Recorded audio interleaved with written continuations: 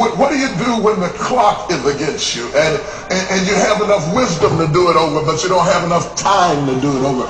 What do you do when you miss your season and you miss your window of opportunity? What do you do when you know that you've got the desire to do it, you've got the passion to do it, but you look in the mirror and the wrinkles in your face and the sagging of your body indicates you don't have time to do this all over again. She says, I don't have time to get pregnant again. I don't have a second chance at life. My life is over.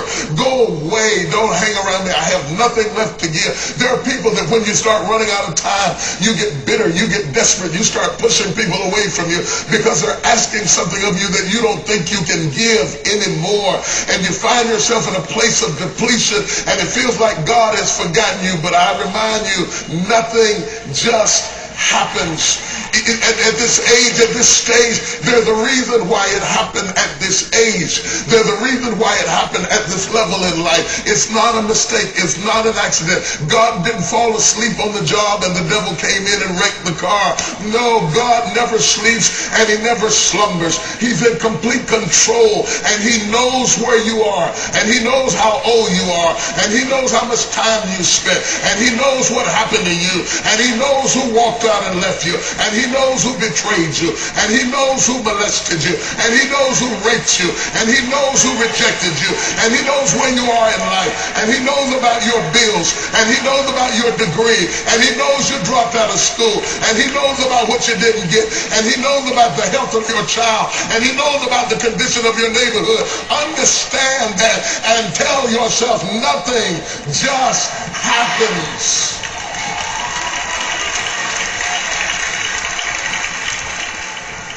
And so Oprah walks away. She walks away. I may have to turn this into a series because I can't get out of this. Oprah walks away and she cries and she goes back. And there are people who can walk away from you. And hear me when I tell you this. When people can walk away from you, let them walk.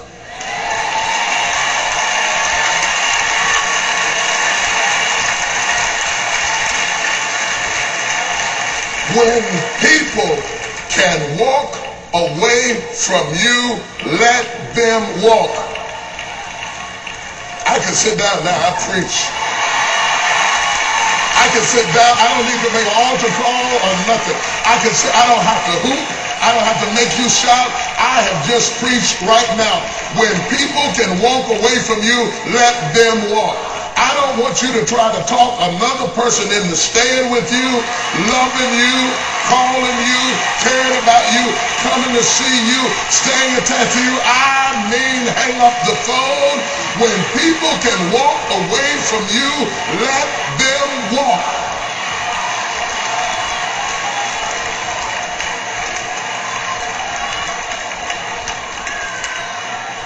I don't care how wonderful they are. I don't care how attracted you are to them. I don't care what they did for you 20 years ago. I don't care what the situation is. When people can walk away from you, let them walk. Because your destiny is not tied to the person who left. You don't hear me? You don't want me this morning. You better leave me alone. You better run out of here. Don't let my voice fool you. Ain't nothing wrong with my head. Your destiny is never tied to anybody that left. The Bible said that they came out from us, that it might be made manifest that they were not of us. For had they been of us, no doubt they would have continued with us. People leave you because they're not joined to you. And if they're not joined to you, you can get super glue and you can't make them stay. Let them go.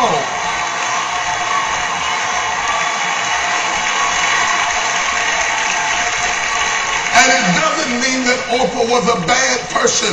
It just means that Oprah's part in the story is over. And you got to know when people's part in your story is over so that you don't keep trying to raise the dead. You got to know when it's dead. David, when your boy is dead, wash your face and have another baby. You got to know when it's over. Oh my God, my God, my God, my God. Look at somebody and say, nothing just happens. If they walked away, it's no accident. If they left here, it's no accident. If you tried to make it work and it wouldn't work, it's no accident. Accept it as the will of God.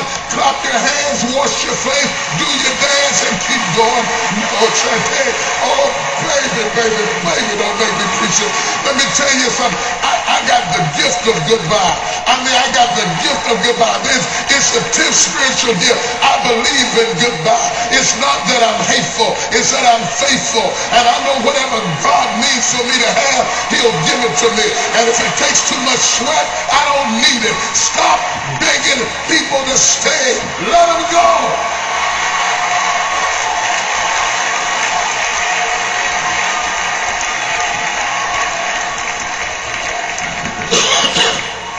Look at somebody and say, nothing just happens. Ruth, on the other hand,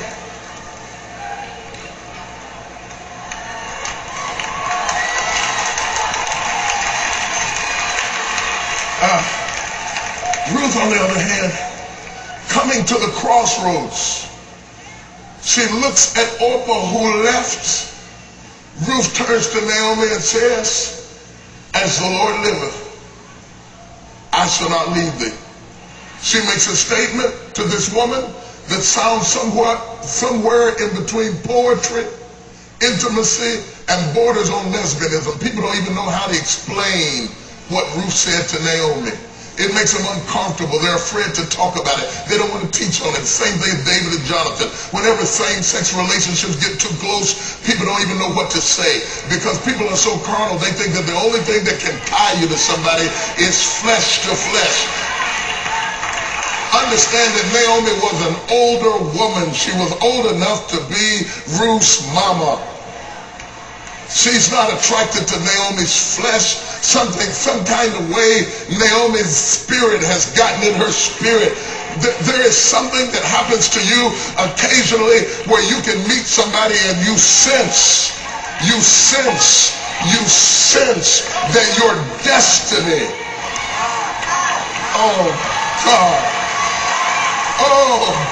God, your destiny is tied to that person. Do you understand? Do you understand what's happening to us? Do you understand that we're spending our lives together? Has it ever crossed your mind that we're spending our lives together? That we will die after this? And that we have been joined together and we're spending our life together? Have you ever realized you can spend your life anywhere with anybody doing anything, but something happens inside of you where you sense that your destiny is tied to a ministry or to a vision, and you decide to spend your life. People keep talking about spending their money. That ain't nothing. I can spend my money and live in Chicago, but when I spend my life with you, that's all I have. I don't think that hits you.